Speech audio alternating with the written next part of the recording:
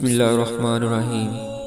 فیضان چراغیہ کے معزز سامعین، السلام علیکم۔ آج ہم بات کریں گے رسول پاک صلی اللہ علیہ وآلہ وسلم کی 5 خوبصورت احادیث۔ جو شخص ہر وقت وضو میں رہے گا اس پر جادو کا اثر نہیں ہوتا۔ سود اور حرام کھانے والے کی دعا قبول نہیں ہوتی۔